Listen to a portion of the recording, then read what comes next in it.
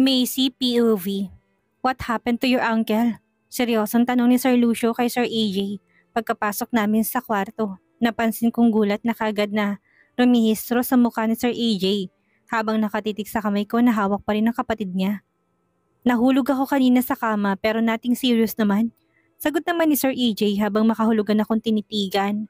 Kagad naman ako napaiwas ng tingin dito habang pasimple kong hinihilang kamay ko na hawak pa rin ni Sir Lucio na wala yatang balak bitawan. Kapag mga ganitong problema, alam mo naman na sigurong dapat gawin, hindi ba? Tumawag ka kaagad ng doktor para matulungan ka sa kondisyon mo. Hindi yung kung sino-sinong pinapaasikaso mo sa'yo. Seryosong sagot ni Sir Lucio. Ayos na naman po talaga ako, kuya. Saka alam naman ni Macy ang gagawin niya eh. Tingnan niyo po, nilagyan niya kaagad ng yelong pa ako. Mamaya lang nito mawawala na din naman sigurong pamamaga. Basta dito lang si Macy sa kwarto ko para alagaan niya ako. Nakangiting sagot naman ni Sir AJ, sabay kindat sa akin. Naramdaman ko naman na lalong humigpit ang pagkakahawak ni Sir Lucio sa kamay ko na para bang may aagaw sa akin. No, hindi pwede. Tatawagan kong family doctor natin para siya mag-asikasa sa'yo. Not Macy, dahil hindi siya nurse at kung sino lang para bantayan ka. Seryosong bigkas ni Sir Lucio sabay hila na naman sa akin palabas ng kwarto. Naguguluhan tuloy ako na palingon kay Sir AJ at kaagad ko napansin na makahulog ang ngiti na kaguhit sa labi nito. At nang napansin niyang nakalingon ako sa kanya, kaagad niya akong kinindatan. Bye Macy, balik ka rito mamaya ha. Pahabol niya pang bigkas bago kami tuluyang nakalabas ng kwarto nito. Huwag ka nang bumalik sa room niya ha. Seryosong bigkas naman ni Sir Lucio para yata kontrahin ang sabi ng huling binitawan ni Sir AJ. Bakit po? Nagtataka kong tanong. Gusto mong magtrabaho hindi ba? Sa room ko na lang. Seryosong bigkas niya habang hawak niya pa rin ako sa kamay. Dumako kami sa isa pang pintuan at binuksan naman kaagad yon ni Sir Lucio. Ito yung room ko. Gusto ko linisan mo ito araw-araw. Wala kang ibang gagawin kundi ang maglinis dito lang sa loob ng kwarto ko. Seryoso niyang bigkas. Wala sa sariling inilibot kong tingin sa kabuuan ng kwarto at hindi ko mapigilan ang mapangiti. Ibig niyo pong sabihin, binibigyan niyo na po ako ng trabaho? May trabaho na po ako, sir? Nakangiti kong tanong sa kanya. Ewan ko ba, sobrang galak ko. Matutupad ng gusto ko na magkatrabaho. Gusto mong magtrabaho, hindi ba? Pwes, dito sa room ko, pwede mong gawin ang lahat ng nais mo. Nagkakaintindihan ba tayo? Seryosong sagot niya naman. Sunod-sunod naman ang pagtango ko. Opo, syempre naman po. Hayaan niyo po't hindi ko hayaan na may makapasok na kahit ni isang alikabok dito sa kwarto niyo, sir. Nakangiti kong sagot sa kanya. Good, deal na pala eh. Bukas ka na lang mag-start. Sa ngayon, magpahinga ka na muna dahil babalik pa rin pala ako ng opisina. May meeting ako mamaya kaya hindi din ako pwede magtagal dito. Nakangiting bigkas niya. Opo, sige po, bukas na ako mag-uumpisa. Nakangiti kong sagot sa kanya sabay hila sa kamay kong hawak niya pa rin at mabuti na lang at binitawan niya rin naman. Wala bang thank you dyan? Binigyan na kita ng work, kaya dapat may thank you? Nakangiting bigkas niya. Ay, oo nga pala. Thank you po Sir Lucio. Ang bait niyo po talaga. Nakangiti kong bigkas. Isang malakas na pagtawang na mutawi sa bibig nito at lalong lumapit sa akin. Halos idikit niya na ang sarili niya sa akin kaya wala sa sariling napaatras ako. Hindi ako tumatanggap ng isang simpleng katagang thank you. Dapat may kasamang kiss, bigkas niya. Kaagad naman nalaki ang mga mata ko sa gulat. Po, bakit may kiss pa? Nagtataka kong tanong sa kanya. Siyempre, para maramdaman ko kung gaano ka-sincere ang thank you mo. Nakangiti niyang bigkas na habang nagniningning ang mga matang nakatitig sa akin. Para bang sa mga sandaling ito, tuwang-tuwa siya. Wala sa sariling napahalukip-kip ako. Wala na, tuluyan ang nahuli ni Sir Lucio yung loob ko. Habang tumatagal nakausap ko siya ngayon, lalong nahuhulog ang kalooban ko sa kanya. Hindi ko talaga akalain na ganito siya kabait. Sige na nga po, nakangiti kong bigkas at isang hakbang ang pagitan naming dalawa, sabay tingkayad para sundan ang nais niya. Binigyan ko siya ng malutong na halik sa kanyang pisngi pero nagulat na lang ako sa sumunod niya namang ginawa. Mabilis na kasi akong kinabig payakap. Thank you, te amo May. Katagang binitawan niya kasabay ng pagsahid ng labi niya sa noo ko bago niya ako pakawalan. Nagtataka tuloy ako na patitig sa kanya. Naintindihan ko yung thank you na katagang binitawan niya pero ang kasunod noon hindi na. Ang weird ni sir. Ano kayang ibig sabihin ng huling katagang binitawan niya? Sa paglipas ng mga araw, masasabi kong mas naging maayos ang buhay ko. Masasabi kong tuluyan na ako nasanay sa buhay na meron ako ngayon. Ako na rin ang naglilinis ng kwarto ni Sir Lucio at yun ay alam naman ng kanyang mga magulang at mga kapatid. Sa tulong ni Mang Fantasia, natuto na rin akong gumamit ng social media account. Sobrang na-enjoy ko mga bagay na never kong naranasan noon. Ilang beses din akong kinausap ni Madam Tiffany na kung gusto ko raw bang mag-aral pero tumanggi ako. Hindi dahil sa ayaw ko kung hindi talagang nahihiya na din ako sa kanila. Feeling ko kasi sobra-sobra ng mga nagawang tulong nila sa akin at ayaw kong abusuhin yon. Ngayong may cellphone na ako, tinutulungan ko rin naman ang sarili ko na matuto. Yun nga lang isa sa mga pinagkakabalahan ko ngayon ay ang magbasa ng mga nobela sa iba't ibang ebook platform. Macy, kasalukuyan ako nakadapa dito sa higaan ng kwarto namin ni Manang Petra nang marinig kong boses ni Mang Fantasia. Talagang kaibigan na rin ang turing niya sa akin at ilang beses niya na rin akong pinakiusapan na Fantasia na lang itawag ko sa kanya. Pero nagmatigas ako. Gusto ko kasing isa-isip at isa-puso na anak siya ng magiging amo ko. Buo na kasi talaga ang loob ko magtatrabaho ako sa pamilya nila hanggang sa pagtanda ko rin bilang pagtanaw ng malaking utang na loob. Kung tutuusin silang dahilan sa bago kong buhay. Hindi na ako nakakaranas ng pananakit at lalong hindi na ako nakakaranas ng gutom. Dahil sa kanila, kaya dapat lang talaga naigalang at pagsilbihan sila sa abot ng aking makakaya. Dali-dali akong napaupo ng aking higaan bago pa bumukas ang pintuan ng silid at pumasok. Sa loob si Ma'am Fantasia. Hingal na hingal siya na akala mo galing sa malayong pagtakbo. Bakit? Nagtataka kong tanong sa kanya. Halika dali, may ipapakita ko sa'yo. Excited niyang bigkas sabay hawak sa kamay ko. Wala sa sariling napatayo ako at nagtatakang tinitigan siya. Bakit ba? Saan tayo pupunta? Nagtataka kong tanong. Nasa labas ang mga kaibigan ni Kuya kasamang my love kong si Hercules. Tara, panoorin natin sila. Nasa pool ulit sila Macy. Nakangiti niyang bigkas na para bang sobrang excited niya. Oo nga pala, linggo ngayon at nasa Europe sila ma'am at sir at siguro dinala na naman ni Sir Lucio mga kaibigan niya para maligo sa pool. Hindi ko sila masisisi kung bakit ang hilig nilang maligo sa pool.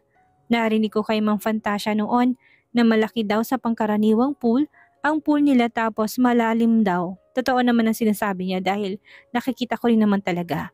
Ang laki ng pool nila tapos ang linis pa palagi ng tubig. 3 kasambahay ang nakikita ko naglilinis araw-araw sa bahaging yon. Sisilip na naman tayo? Diretsahan ko tanong kay Mang Fantasia. Napahagik-hik ito. Hindi gusto ko lang namang matitigan sa malapitan sa Hercules my love. At saka, gusto ko ding malaman kung gaano kalaki yung ano niya, natatawa niyang bigkas.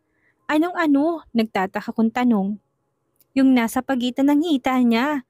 Narinig ko kina Ate Melay at Ate Ann na nakikita daw yun kapag hapit ang suot ng isang lalaki. Yung bumubukol sa pagitan ng hita ay malaking bagay daw para mapaligaya. Ang isang babae ay yun ang gusto kong makita sa Hercules ko. Para kapag mag-asawa na kami, may idea na ako, hindi ba? Pilyang ngiti sa kanyang labi habang sinasabi ang katagang iyon. Kagad namang namilog ang mga mata ko dahil sa sinabi niya. Hala, grabe ka, bad yan. Kapag malaman niya ng mommy mo, naku malalagot ka talaga. Hindi ko mapigilan ang matawa habang sinasabi ang katagang iyon. Malala na talaga itong si Mang Fantasia. Kung ano-ano na lang ang naiisip hindi nga alam na Sir Hercules na pinapantasyahan na pala siya ng isang dalagite Huwag mo kong tawanan dyan, Macy. Palibasa kasi hindi ka pa in love. Nakanguso niyang bigkas. Muli akong natawa. Kasi nga minor pa lang tayo. Hindi pa tayo pwedeng ma-in love at mag-boyfriend. Saka kahit nasa tamang edad na tayo, wala pa rin akong balak na mag-boyfriend. Mas gusto kong magtrabaho. Seryoso kong bigkas. Hay nako, ewan ko sa'yo. Malabo yung sinasabi mo dahil sa pagtungtong mo ng tamang edad, sure ako na puputaktihin ka ng mga manliligaw. Hindi ba't ang daming nagpe-friend request sa'yo ng mga lalaki sa FB? Nakangiti niyang tanong sa akin. Kaya nga hindi ko sila ina-accept kasi ayaw ko ng asungot sa buhay ko. At saka busy ako wala akong oras na makipag-chat sa kanila. Natatawa kong bigkas. Aware naman talaga ako na maganda ako. Nakikita ko yun sa salamin at pinupuri din ako ng mga kasamahan ko dito sa bahay. Lalo na daw na-enhance ang ganda ko habang nagtatagal ako sa bahay na ito. Kaya nga masasabi ko na swerte talaga ako sa bahay na ito eh. Nagbago ang lahat sa akin at nakakangiti na din ako ngayon. Salamat talaga sa lahat na nagligtas sa akin. Habang buhay ko talagang tatanawing malaking utang na loob ang lahat. Pwede na ako mag-enjoy sa buhay na malayo sa mga taong pwede akong saktan. I want juice, orange juice, less sugar. Mula sa aming kinatatayuan, kitang-kita naming dalawa ni Ma'am Fantasia kung paano utusan ng isa sa mga babae si Ate Melay. Nakataas ang kilay nito na akala mo alipin niya si Ate Melay kung makapag-utos. Kilala mo bang babaeng yan? Siya si Melissa. Feeling niya patay na patay sa kanya si Kuya. Hindi naman kagandahan at hindi ko alam kung bakit hindi pa rin hinihiwalayan ni Kuyang malantod na yan. Bakas ang inis sa boses ni Ma'am Fantasia habang sinasabi ang katagang iyon. Pangalawang beses ko nang nakikita si Melissa pero masasabi ko na maganda siya. Matangkad, sexy at maputi. Itsura ng isang babae na mas gugustuhin ng kahit na sinong lalaki. Lalo na siguro sa mga katulad ni Sir Lucio. Gwapo rin naman si Sir Lucio. Tapos sobrang bait pa. Lingguhan niya akong binibigyan ng sahod sa paglilinis ko sa kwarto niya. At lahat iyon ay wala akong balak na gastusin. Libre naman ako sa lahat ng mga pangangailangan ko eh. Lalo na itong si Ma'am Fantasia na kapag may binili siya sa labas, siguradong meron din ako. Siya ang number 1 na nagbibigay sa lahat ng mga pangangailangan ko sa aking balat. Lahat yata ng klase ng papaganda na meron siya, meron din ako. Kung siya naman ang mahal ng kuya mo, wala ka naman sigurong magagawa. Pilit ang itisagot ko sa kanya. 3 ulit ng mga babae ang nakikita ko tapos 4 na mga kalalakihan kasama ng doon sa Sir Lucio. May mga pagkain nakalatag sa mahabang mesa na nasa gilid lang ng pool kaya masasabi ko may party-party din talagang nagaganap. Hindi ako naniniwala na gusto din siya ni kuya. Feeling ko pa nakipbutas na ang babaeng yan ni kuya eh. Bigkas naman ni Ma'am Fantasia. Hindi na ako umimik pa lalo na't nang mapansin ko si Melissa na naglalakad ng palapit kay Sir Lucio na noon ay kakaahon lang sa pool. Ang hilig pala nila sa pool party. Noong nakaraang linggo lang naligo din sila pero hindi kasama ang 3 babae. Siguro dahil nandito noon si Madam Tiffany kaya walang babae. Kita mo, kainis, malandi talaga. Narinig ko muling sambit ni Ma'am Fantasia.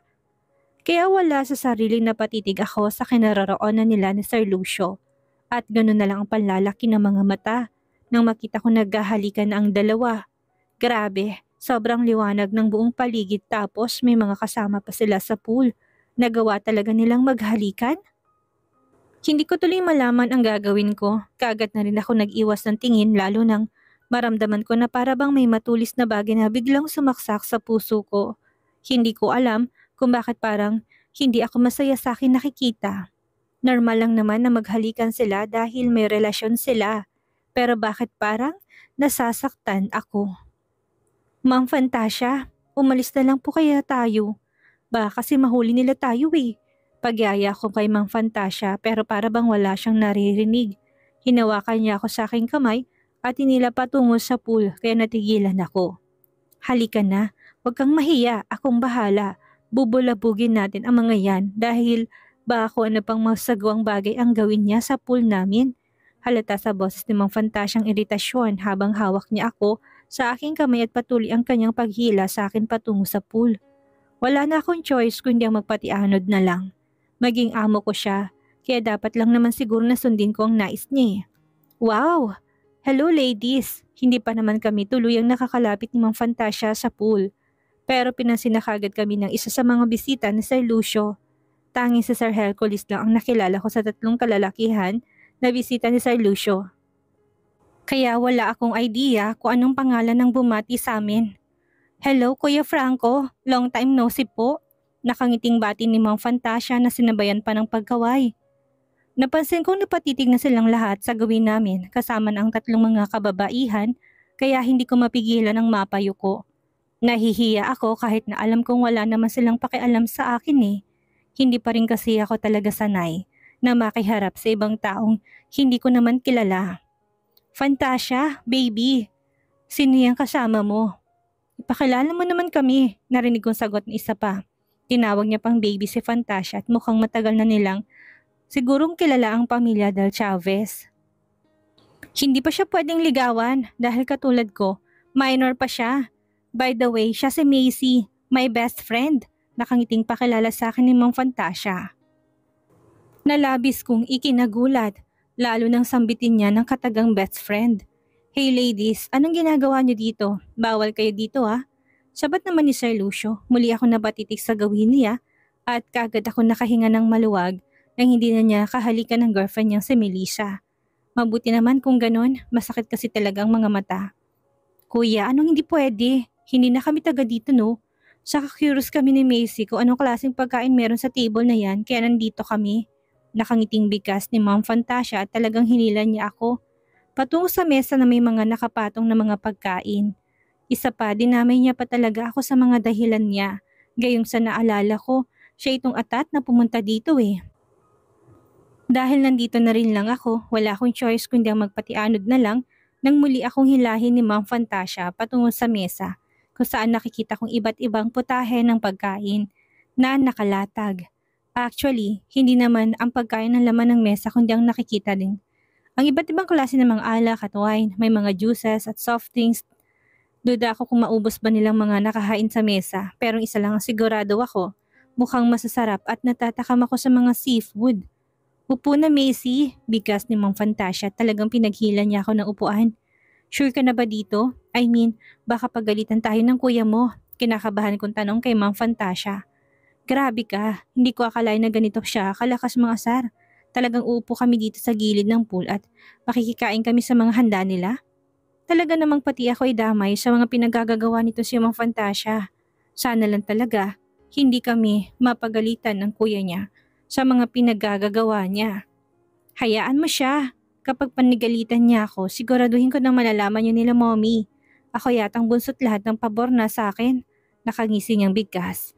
Hindi ko naman mapigilan ang mapangiwi. Wala sa sariling napatitig ako sa pool at ganoon na lang ang gulat ko nang mapansin ko na paahon na ang tatlong lalaking bisita ni Sir Lucio. Ang tatlong babae naman ay nakatitig namin. Nababasang pagkainis sa kanilang mga mata. Baka magalit sa atin ang mga jowa nila. Tingnan mo oh, kulang na lang sugurin tayo at sabunutan oh. Muling-bulong ko kay Mang Fantasia. Napansin ko pa simple din siyang tumitig sa gawin ng tatlong babae at kumuway sa mga to. Subukan lang nila kung hindi lalabas sila sa lugar na ito na wala ng buhok. Pabulong na sagot nito na sinabayan pa ng paghagik-hik. Hindi ko naman mapigilan ang matawa. Pilya talaga itong si Mang Fantasia. Ang daming alam eh. Bahala na nga siya. Basta ako sidekick lang. Hay, parang bigla din kaming nagutom ah. Sa pagkakataon na ito, boses ng Sir Hercules ang narinig ko. Paahon na silang apat na nakalalakihan sa pool. Samantalang si Mang Fantasia, naramdaman ko naman ang kanyang mariin na paghawak sa kamay ko. Halata sa itsura nito ang kilig habang nakatitig kay Sir Hercules. Ma'am, bibig niyo po, baka mapasok ka ng langaw, pabiro kong bulong sa kanya. Napansin ko na tigilan to sabay ngisi. Shit, malaki nga, pabulong niyang bigkas. Hindi ko naman mapigilan ng impit na matawa, talaga namang seryoso pala talaga siya. Noong sabihin niya sa akin na titignan niya ang umbok sa pagitan ng hita ni Sir Hercules. Pilya talaga itong si Mang Fantasia. Lagot talaga siya kapag malaman ito ng mga magulang niya. Easy lang ma'am, huwag kang pahalata na crush mo siya, ikaw din. Baka bigla kang iwasan, pabulong kong bigkas. Palagi mo magugustuhan niya rin kaya ako kapag humantong na ako sa tamang edad? Pabulong niya ding tanong sa akin. Malapit na kasi sa amin ng tatlong lalaki habang nakasunod sa kanila. Sa Sir Lucio at nakakahiya naman kung marinig nilang pinag-usapan naming dalawa ni Mang Fantasia. And speaking of Sir Lucio, mabuti naman na tinigilan niyan ang girlfriend niya. Iyak, as in yak. Ano kaya ang lasa na naghahalikan? Bibig sa bibig saw ang ibig sabihin. Halos nagkakatikiman na sila ng laway. Kaya ayaw ko na talaga yata mag-boyfriend eh. Hello girls, mabuti naman at lumabas kayo sa lungga nyo. Join naman kayo sa amin para marami tayo. Nakangiting bigkas na Sir Hercules. Nang tuluyan na silang nakalapit sa amin. Kunwari namang wala akong narinig at nag-umpisa ng sumandok ng makakain. Gusto ko silang deadmahin lalo na at nadami lang naman ako sa kagustuhan ni Mang Fantasia. Hey, mga bata pang mga yan. Hindi pa pwedeng kausapin. Narinig ko ring singit ni Sir Lucio. Wala sa sariling napaangat ako ng tingin at ganun na lang ang pagtataka ko nang mapansin ko na salubong na ang mga kilay niya na para bang hindi nga talaga siya masaya na nandito kami ni Ma'am Fantasia sa pool kung nasaan nagkakasayahan sila. Kailan pa nagkaroon ng batas ang bansa na bawal kausapin ng mga minor de edad? Ikaw naman masyado kang possessive sa mga teens. Kung hindi ako nagkakamali si Sir Philip ang nagsalita, ramdam kong presensya niya sa likuran ko. Walang batas pero mariin ko ipinagbabawal. Fantasia, Macy, balik kayo sa loob ng bahay. Kung gusto niyo ang mga pagkain na sa mesa, pwede ako magpabili ng para sa inyo. Seryosong bigkas ni Sir Lucio. Wow, siya pala si Macy? Ang ganda naman pala talaga, lalo na sa malapitan. Hi Macy, I am Raven. Singit naman ng isa pa. Hindi ko mapigilan na makaramdam ng pag-alinlangan nang bigla itong naglahad ng kanyang kamay. Hindi ko tuloy malaman ang gagawin ko. Nagdadalawang isip din ako kung tatanggapin ko ba ang pakikipagkamay ni Sir Raven, lalong-lalo na at napansin ko na para bang nagliliyab ang mga mata ni Sir Lucio habang nakatitig sa akin.